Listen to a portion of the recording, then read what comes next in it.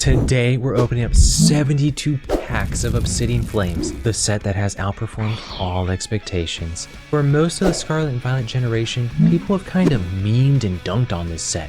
Not me though, I was a believer the whole time, but you would constantly hear bullshit like, it's too easy to pull everything.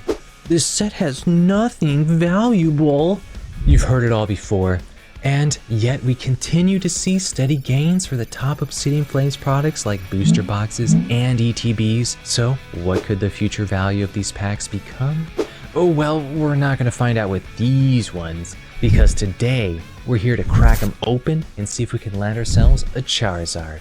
I need a goddamn Charizard, bro. I need a goddamn Charizard. Give me the fucking Charizard. Hey everyone, Jesse here at Poke Wall Street. People always say to never underestimate a Charizard set. But then we got sets like Darkness Ablaze and Obsidian Flames. But yes, these sets have been memes for most of their life cycle, but both of them have continued to rise. So Charizard doubters, history has proven you wrong yet again. And yet here we are. Granted, this is an unprecedented bull market, but I'd also repeat what others have said before, never bet against a Charizard. But as we go through these packs and chase Charizard ourselves, let's go through some of the top Pokemon topics and questions you guys have been asking. We'll start with our first question, which is, when will the market crash? You guys want the market to crash? Alright, don't worry. I'll call up PokeRev. I'll tell him to crash the market. I have a red phone actually that directly connects to the Poke Cave. I just need to speak a few words and he'll flood the market with product. Okay, just kidding. I do not have a special connection to PokeRev. Or do I? I actually know his real name. Do you know what it is? It's Reverend. That's right. He used to be known as Pokemon Reverend, before his name got copyright striked. Once upon a time, he was a super religious dude, preaching the good Poke faith. He preached Poke love, and I'm a believer too. What can I say? But yes, and then they put him on the fucking cross. Goddamn PokeRev, I'm so sorry. But yes, he had to shorten his name to PokeRev, so a lot of people don't know about his origin story. But I haven't forgotten. I was there. So if you need more fun facts about our boy PokeRev, just let me know. I love PokeRev. Please don't think that I hate our boy. That's why I keep giving him so much goddamn money for some of my openings, okay? It's because I love this man. Well, what was even the question? When will the market crash? Okay, LOL. Yeah, alright, never mind. What I said was enough. I said what I fucking said. Okay.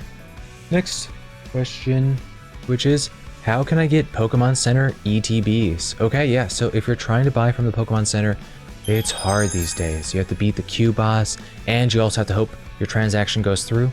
Hope your order doesn't get canceled afterwards. But I know that PC ETBs are always a tough buy because some of them are so expensive. The ones from the best sets like 151 and Prismatic Evolutions have absolutely skyrocketed over the past year. But if you believe in the product, I think you're still safe buying a PC ETB, even after it's gone well past its MSRP.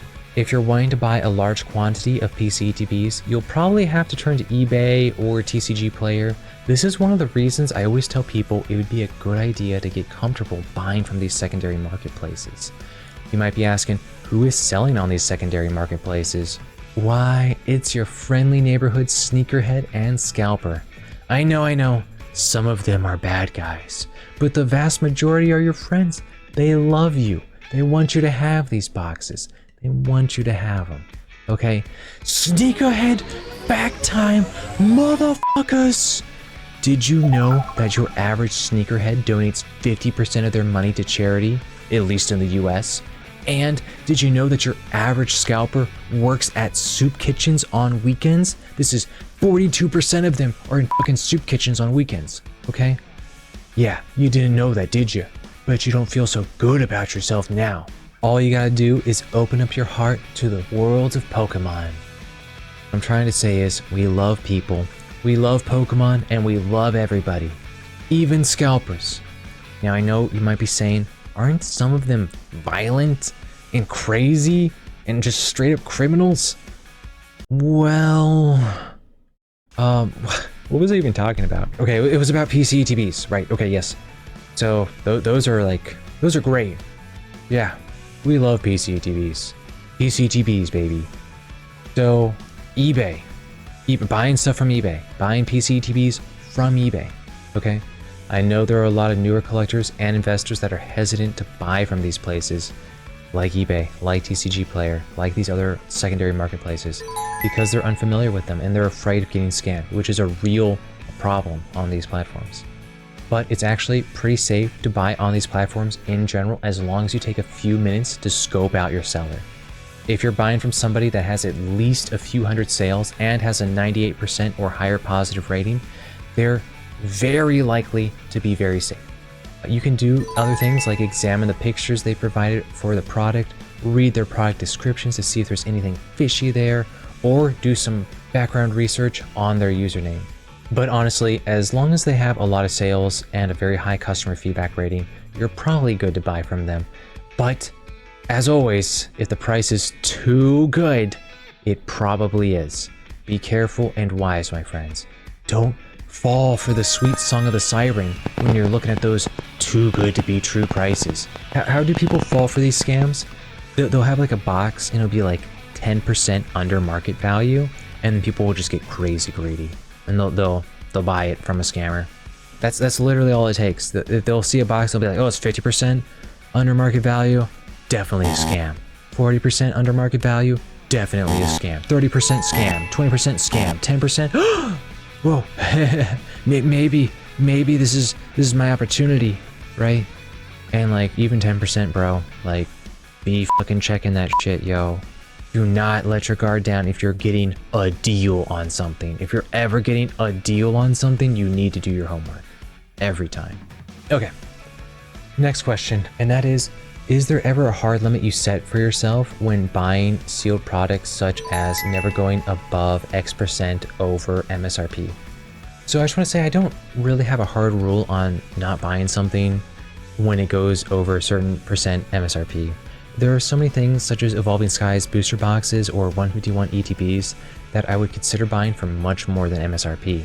But as you can tell, these are all highly desired products. If we're talking about a mid-tier set such as Paradox Rift, I would be hesitant to go for maybe 50% MSRP, but that's just my personal preference right now. And I also have a lot of Paradox Rift, so I'm not really interested in picking up a bunch more unless I'm gonna like be getting a good price point for it. I'm sure if I had nothing for a set, then I'm sure that would increase my desire to at least like cover the bases a little bit. So maybe I'd be willing to budge a little bit more on the price points for something like this. But again, I don't really have a hard and fast rule. Like if I buy Paradox Rift for like 200% MSRP, I'm sure in 10 years like it would still go up, or even 50% MSRP like I used in this example, right? Like I'm sure buying Paradox Rift for 50% above MSRP would have been a really good move in 10 years, you know what I'm saying? But right now I'm focusing on other products. But part of Poke investing is just kind of managing your own like stress of your investments. You have to safely store all the products you buy. For example, storing them up in different like storage lockers, or storing them at other people's homes. That's kind of what I do a bit. I barely have anything here in my apartment besides like what I'm going to be opening up this week or something like that. I just want to say that if the stress of buying something like over MSRP, or just like you're just feeling stressed buying something like in general, like just don't do it. Don't set your mind up to have something that's going to be like lingering in the back of your head, just like causing you anxiety or stress. Like I just say it's not worth it. Your mental health is worth a lot more than just like a few boxes. Or am I just saying that so I can swoop in and take all those boxes? But anyway, take care of your mental health, kiddos.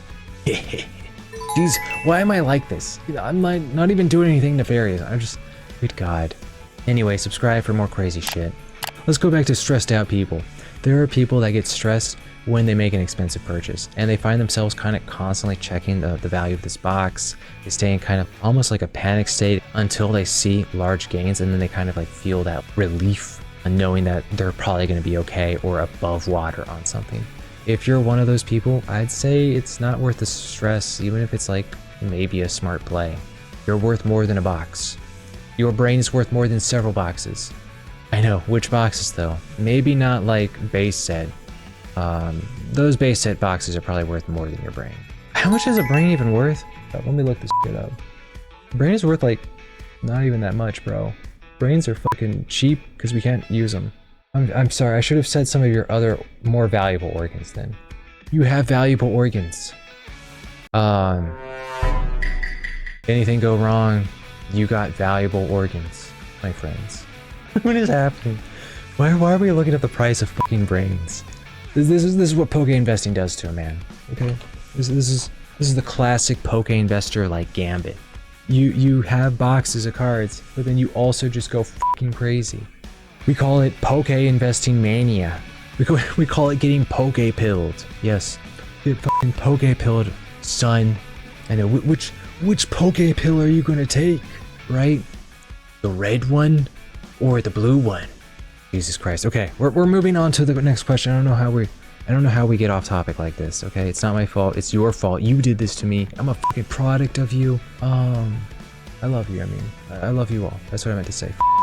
Okay, the next question is: are low value Charizards like the one from Darkness Ablaze and Obsidian Flames good buys? So I just want to say yes, I think so. If you watched my earlier videos, you've probably gotten a feel for my investing preference, which is kind of focusing on high value, easy to liquidate items. And I think both the Charizards that you mentioned from Darkness Ablaze and Obsidian Flames could become very valuable in the future. So I wouldn't feel bad about purchasing some of them, but I don't think they're going to see as big gains as you would see from some of the more popular Charizards, like the Paldean Fates, the Shiny Charizard, or 151 Charizard, which is the Sunzard. But obviously, the buy-in for the Darkness Ablaze and Obsidian Flames Charizards is a lot lower. So if those are more in your price range, I think that they're probably safe pickups. But they are definitely not going to be on the same percent gain, I think, as the more popular Charizards. But, you know, if you're into Charizards and you want to like collect/invest at the same time, like, it totally makes sense. Okay, we're going over to the next question, my friends, and that is, I have the option to get individual 151 Japanese booster boxes for almost half market price. So I could effectively buy 40 booster packs for the same price as one box of 20. Am I missing anything here as to why the box is so much more valuable aside from the collectability? Okay, so I just want to say, don't do it. It's a trap. Booster boxes definitely carry a premium for collectability. But in this scenario, I'd say the main reason those packs are cheap is because they're Japanese. Loose packs for Japanese are hella risky. They're very different than buying English loose packs. This is because Japanese booster boxes have a guaranteed number of hits, which is kind of one of the big reasons I like them. It kind of removes the gambling aspect a little bit, but you're still, of course, always gambling when you're playing Pokemon. For most Japanese sets, you're guaranteed 3 art rares and a secret rare, although those particular numbers could change set to set. For example, the Black Bolt White Flare sets actually have 4 art rares and a secret rare, but most of them just have 3 art rares and a secret rare. So if you're halfway through ripping the booster box and you've already pulled all 4 of those things, the 4 hit cards, then you know the rest of the packs probably don't contain a valuable hit card. There is an additional chance at a second secret rare in most Japanese booster boxes. This chance is low, like probably less than 1 in 5 booster boxes, I'd say. In some sets, it's way worse than that. And of course, this opens up the opportunity for unscrupulous sellers to sell these dead packs without disclosing that they probably don't contain big hit cards at all. This inevitably translates into cheaper prices for those loose packs because there's an additional level of trust required when buying them. So I'd be very careful about purchasing loose Japanese packs ever, unless you know for sure that the seller is reputable. By the way, I have some Japanese packs to sell you. Heh! Link to my eBay store. Ignore my 23% positive rating. I'm just kidding. I don't actually have an eBay store. Okay, it's a prank. It's a joke. Anyway, next question. And that is, I'm debating on selling all my singles and going all in on sealed, primarily booster boxes. Thoughts? Where are you getting these thoughts from? Okay, yeah, that's definitely a solid strategy. Booster boxes are probably one of the best investments. That being said, singles and slabs can be good investments too. Slabs are definitely better than singles. at least if they're PSA 10 or Pristine 10 for CGC/BGS. If all your singles are just raw cards, then you might want to consider grading the ones you think would get a perfect grade first. However, it also just depends on how much enjoyment each type of investment gives you. There are a lot of people that love displaying their slabs or singles. For them, they get to combine the satisfaction of having a nice display piece and holding a growing asset. And some people get this feeling from displaying their sealed collection boxes as well. If you like Pokemon boxes, Pokemon cards, and think they're awesome artwork, like, I totally get it. I think they're amazing. I think they're beautiful. I think they're gorgeous. I think they're a lot of fun. They're a great time. So totally get people wanting to like display stuff. Look at my Chow. Oh my gosh, it's Chow time. I know. Chow. Yes, do you know what series Chow are from? This is my Dark Jester Chow. Oh my gosh, I love it. He even has like a little spiky tail. Oh, you guys know what Chows are? Oh man, I feel like so much of the world just lives in ignorance of Chows. We didn't get a Pokemon universe. We didn't get a fucking Chow universe. We got this fucked up universe where just fucking people get murdered. That's okay though. I like Chow. I mean, it's not okay that people are getting murdered. I mean, I like Chow. You should learn about Chow. Okay, Chow, greatest, the bestest. I wish there was a collectible card game for it. Please, Sega. I know it's owned by Sega, which is just the worst, isn't it? Just the fucking. Give me what I fucking want, Sega. Fucking. Okay. Anyway, we're back on Pokemon. We're back on our Pokemon bullshit. We're back. We back, baby. So I just want to say, I think a lot of what you're buying, like these sealed booster boxes. I know, right? We're back on this question somehow.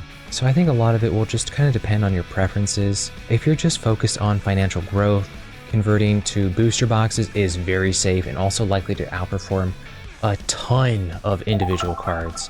One final point I want to make though is that I see a lot of people take jabs at others that invest in anything that's not sealed. And like, I get it, sealed is definitely a very safe play. Very safe. But I think there are totally slabs out there that will do as well or even outperform many sealed products. I don't think it's even a stretch to say that someone well versed in the market can reliably pick them out. But the reason sealed is usually king for investing is because there's a lot less room for error. If you're not familiar with the market, there's way more opportunity to get burned by investing in the wrong slab. You also have to find someone that wants that slab as opposed to someone that wants that box. And people that want boxes, there's way more of them that want that box than that particular slab. But if you pick up the top grails like Van Gogh Pikachu or Prismatic Evolutions, I think those are almost as safe as booster boxes. Okay, if you're getting any value out of these Q&A videos, please consider liking and subscribing. I do my best to push out content like this regularly. All right, on to the next question. Why would someone 20 years into the future desire Scarlet and Violet? Would they really be willing to pay thousands of dollars per booster box just to open Surging Sparks again? Absolutely. Absolutely. And you might be saying, I'm not going to be one of those people. Yeah, you might not. But there are people out there. And you know how we know? Because they already exist today. There are whales today with huge cash flows that are dropping enormous amounts to buy vintage boxes and rip them open. And you might be saying, am I just going to rely on whales to sell these boxes in the future? Not entirely. Okay, there are many people with larger cash flows and not all of them qualify as a whale. I know a lot of people make fun of whales, but whales are awesome. Save the whales, yo, for real. Like, whales are beautiful, amazing, wondrous creatures. They're huge. They like eat people and like spit them out wherever they need to get. Whalmer. Whalmer is a whale. Whalmer is also awesome. We fucking love whales. If you're a whale, just know I fucking love you. And if you're not a whale, I still appreciate you just existing, okay? But if you're a whale, then fuck yeah, brother. Then fuck yeah, brother. Okay, this isn't a I love whales and hate everyone else moment, okay? Because I love everyone. But like, if you are a whale, then fuck yeah, brother, I fucking love you. Okay, there are two things I love in this world, and those things are degens and whales. And bitch, I'm glad you're fucking here. You know what? I feel the whale power coursing through me. We're gonna fucking... Holy shit, that was like 10 minutes of whale facts. Jesus Christ. I'm gonna let my editor figure this out, okay? We'll see how much of this, like, even survives. This was like a 20-minute tangent almost on fucking whales. God bless. It's not my fault. I was raised like this. I was fucking raised in these fucking whale streets, okay? Okay, we're good. Next question. We're going to the next question. That's the only way we're gonna get saved here. I think the anniversary stamp that is on the Greninja Gold Star card ruins it.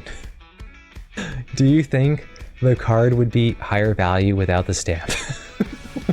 Okay, I think the Greninja Gold Star has the Pikachu head stamp on it, right? Does it have the 25 in the middle also, I think?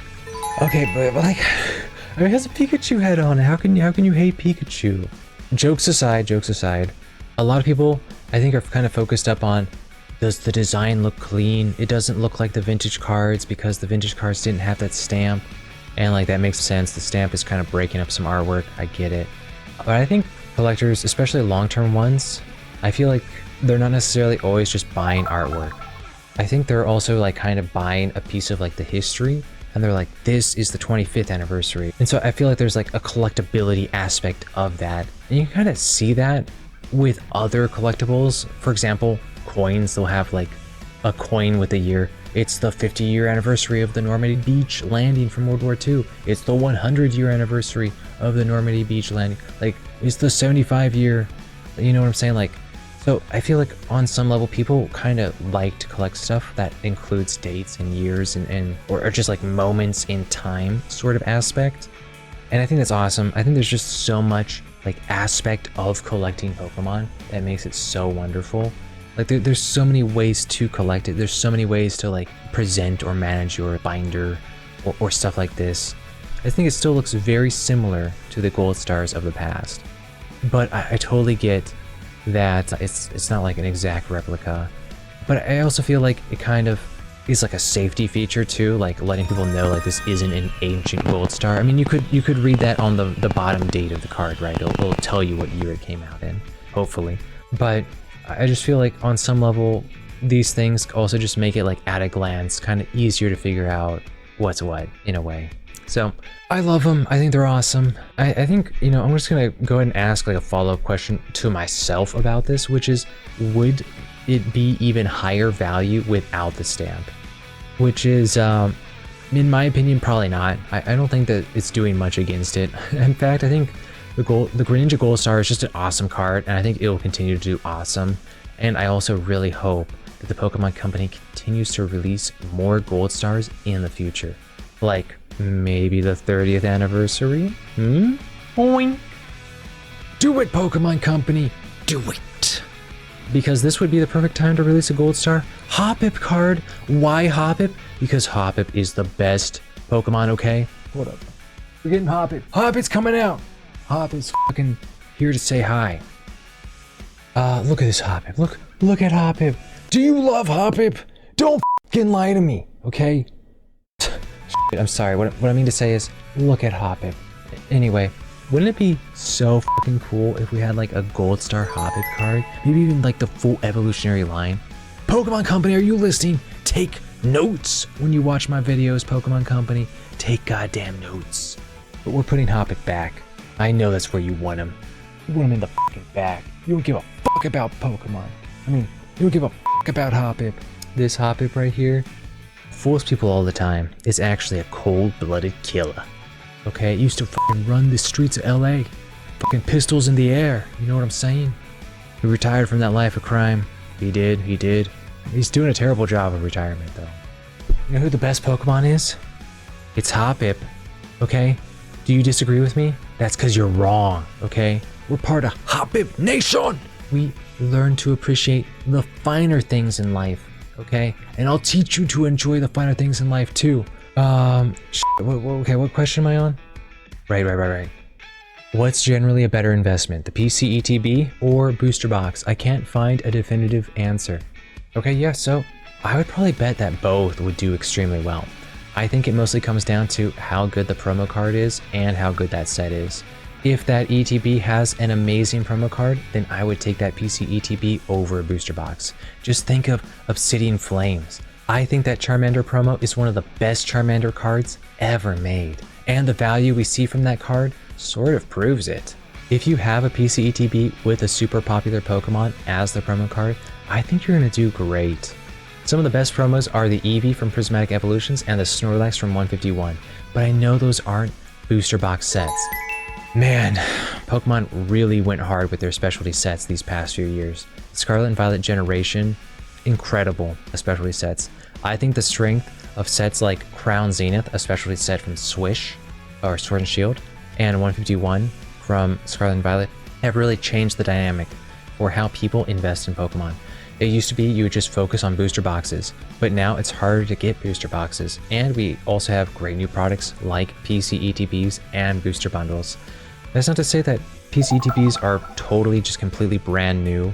Like, they had it in Sword and Shield, but they didn't have the promo card until Crown Zenith, and even then I don't think they have a stamped special version of this promo card.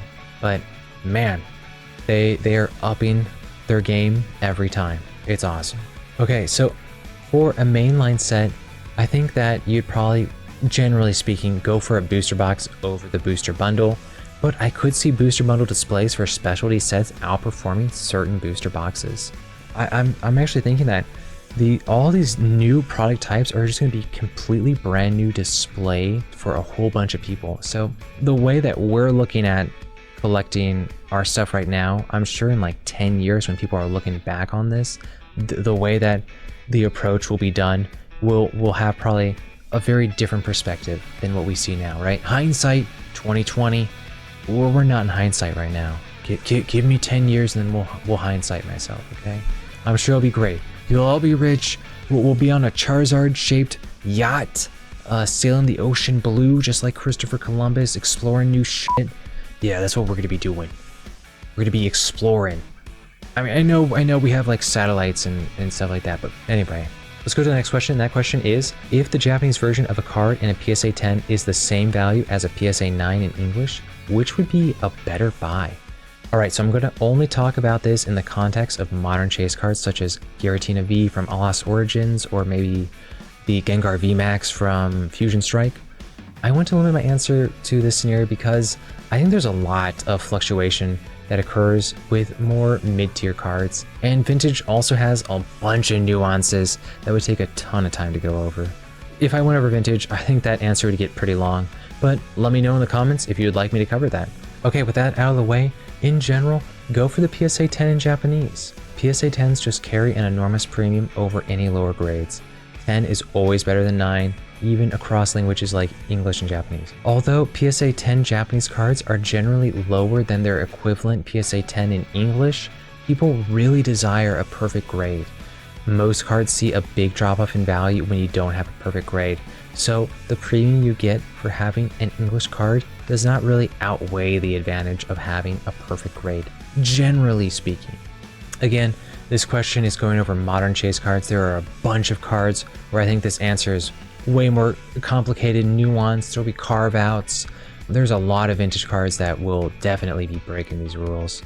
But in general, for modern cards, I would take the PSA 10, a Japanese, over the English 9. That's just me though. Okay, moving on to the next question. That next question is, I recently got awarded a $500 eBay gift card from work. What would you recommend spending this on for Pokemon investing? So first of all, I just want to say, nice, congratulations. Are they hiring? Because I could really use some eBay gift cards. If you're looking to invest in sealed, I think PC ETBs would be probably your best bet. I'd recommend buying those from highly desired sets like Prismatic Evolutions and Destined Rivals. If the prices for those are a bit too high for your liking, you could also go for some cheaper sets that are still very desired, like Surgeon Sparks or Black Bolt / White Flare. If you're looking to buy a non-sealed item, I'd recommend buying a PSA 10 slab for modern chase cards from the Scarlet and Violet generation. Lots of amazing card potentials here, and I hope you pick up something fun. Definitely let me know in the comments, you know, what you're picking up. I'm just like open to anybody, like to anyone watching, just definitely let me know what you're picking up. Like, I'm super curious what everyone else is picking up too. Anyway, next question. I'm looking to buy a Pokemon card for my nephew. I want to get him something that will ideally increase in value over time, something he could dig up in 10 years and be like, holy shit, this is worth a lot now. I'm looking to spend around 20 bucks. Okay, all right, 20 bucks. That's quite the drop off from the last question we got with 500 for eBay. But that's okay. You can win with any amount of money. That's a lie. You can win with any investment. This is also a lie. Am I lying to the audience? No, no, no. It's the truth, if you believe in lies. But we don't believe in lies for this mere moment. Don't worry, we'll go right back to it. Okay, I think it's going to be very difficult to get a holy shit level of investment for just 20 bucks. I feel like we're just getting memed on right now, but honestly, I'm all for the memes. The closest high tier product you can get for that price would probably be like a booster bundle. So maybe try and get a booster bundle from a specialty set like Prismatic Evolutions. But I know that's really difficult to get at MSRP. If you can't get that, try another specialty set like Black Bolt, White Flare. And when all else fails, you need to go back to the schoolyard. You need to find the weakest kid, grab his backpack, and swipe. No, yoink that Charizard, okay? Just like we used to do back in the day. It'll be nostalgic as fuck, bro. Trust me, bro. Okay, we just answered some questions, and now we're about to break it all down. That's right, we're gonna find out if we won, if we lost, how much money we made, and all the little in-betweens. I'll see you in 1 second. If you want to keep watching pack opening content like this, be sure to check out our insane $800 PokéRev pack opening video right over here. But if you're interested to see how much we pulled just now, stick around as we break down the value of the top cards we got from today's pulls. Alright, on the screen, you'll see the current market value of the top cards we pulled from our 72 packs of Obsidian Flames. So as you can see, we ended up pulling a lot of doubles for our top kit cards. I would say this is probably due to batching. The packs we opened today did not come from booster boxes, so I'm gonna guess that we happened to pull packs from the same batch. But regardless, I think Obsidian Flames is a super fun set to open. When it comes to investing, this gives it an advantage over Darkness Ablaze, which is another Charizard set, and happens to be one of the lowest value sets from Sword and Shield, at least as of now. Unlike Darkness Ablaze, however, Obsidian Flames has illustration rares, which I think will greatly improve its growth potential in the future. If you enjoyed the topics we covered in this video and want to dive deeper into the world of Pokemon investing, we've got a full series that dives into the fundamentals. You can find that linked right over here. If you're mostly a fan of big pack openings, then our massive $800 PokéRev pack opening video might be more up your alley, and you can find that right over here. Thanks for watching, and I'll see you in the next one.